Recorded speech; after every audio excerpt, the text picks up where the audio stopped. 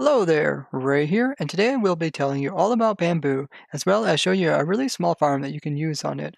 Bamboo is a new item that was introduced with 1.14. It is also a block. It can be planted as a sapling and can grow into these bamboo plants, which can range between 12 to 16 meters of natural growth. They also can be bone milled to increase their growth by either 1 or 2 meters at a time. And when you break any of them, it'll break all the ones above it. And when you break down a bamboo plant, it will drop one item for every bamboo block. And if you break the second to the bottom one, the shoots of them will continue to grow afterwards. The bamboo items themselves can be used in a furnace to smelt up items. It takes 4 bamboo to smelt up one item, so they're really inefficient, but in large quantities they're fairly cheap. You also can use the bamboo to produce sticks by putting 2 bamboo into a crafting recipe, and it will produce 1 stick. Converting your bamboo into sticks isn't any more efficient when it comes to smelting, as 2 sticks will smelt up 1 item, just as 4 bamboo will smelt up 1 item. Bamboo can be planted on all these different types of blocks, even including gravel, which some types of material that can be planted on these cannot be planted on gravel. Bamboo also naturally generates in bamboo jungles, and as you can see, when it generates, it can go right through trees, like it went right through this tree and kind of cut up the leaves, and was even able to drop the sapling here. Bamboo jungles also come in the hill variation and can be quite extensive, but you can kind of see they're kind of patchy as well, and down below they have podzol. You can find naturally generated bamboo in normal jungles as well. You also can find the items of the bamboo inside of wrecked ships underneath of the water, as well inside of jungle pyramids. Bamboo can be used to feed pandas and get them to be bred. So if we give some bamboo to each of these, you see it produce a baby, and the baby is going to be the likeness of either of the parents. And it'll keep some of the attributes, such as this is a sneezing nose one. And you can also use bamboo to increase the growth of these babies so that they get big faster. And you can also drop bamboo on the ground as an item, and the pandas will be able to pick it up, and then they will be able to sit up and eat it when they want to. You can see this panda here is sitting up and eating one of the bamboos, and if you kill a panda, it will drop between 0 and 2 bamboos. Holding bamboo in your hand will allow the pandas to follow you. Bamboo cannot be pushed or pulled with a piston, but if you do push it, you can see that it will break off, and all the bamboo above it will break off and drop items as well. If bamboo doesn't have direct skylight, such as underneath in a cave, it will need to have a light source of at least 8 for the top of it to grow any higher. The bamboo item can also be placed inside of a flower pot, in which it looks like this. I think this is a really cool aesthetic look for builds. Bamboo goes through 4 different stages as it grows, so it starts out as a sapling here, and if you put your mouse on it, you have F3, you can see up here in the top right, it says it is a bamboo sapling, and then it says some other stuff like it's a bamboo plantable on. And then if we move on to the next one, this is the main stock that you see in the bamboo, and this is considered just a bamboo, being age 0, it has no leaves, it's also stage 0.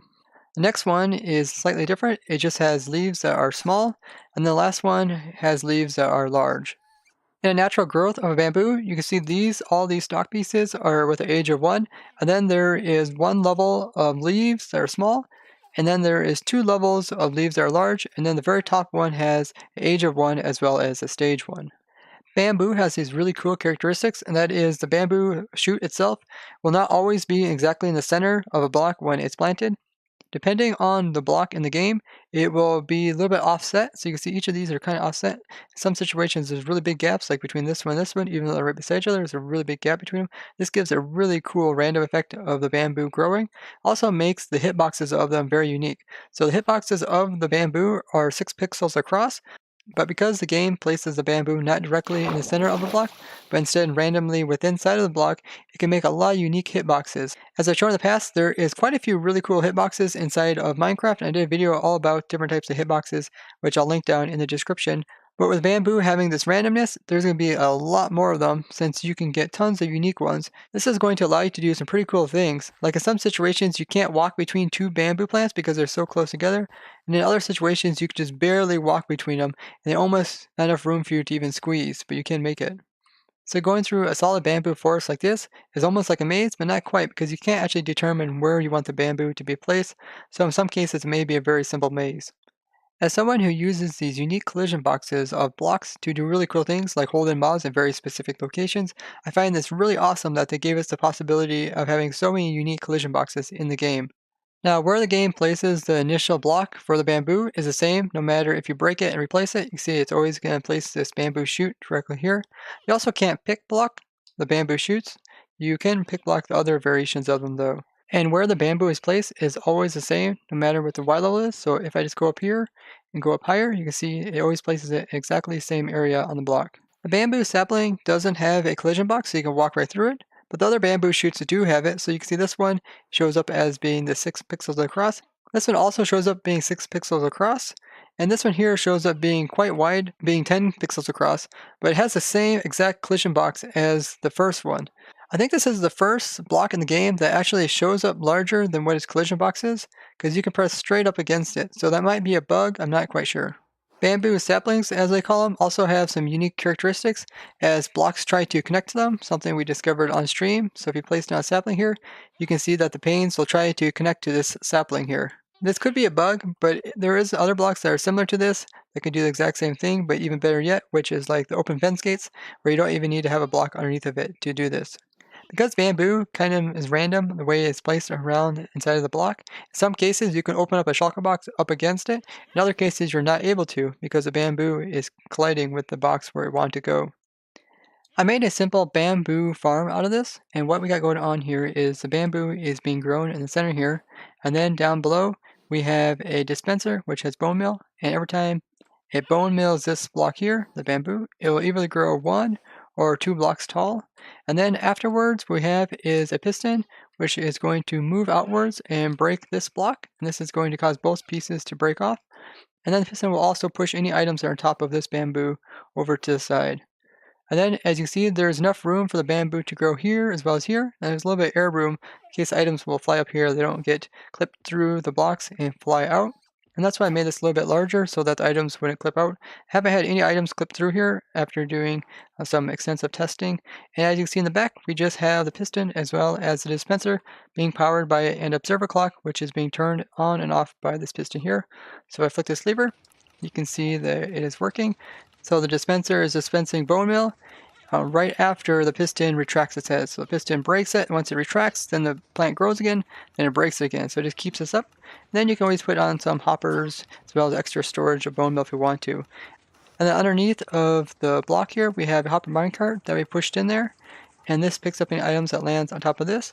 Then we also have a hopper to the side. Otherwise, the piston will push up against the glass here, if you have that there, and it will allow the items to clip through the glass. So because of this, it's easy for the items to get pushed to the side, and then they'll get picked up by hoppers, and then you can just put down some storage below to pick up all your stuff.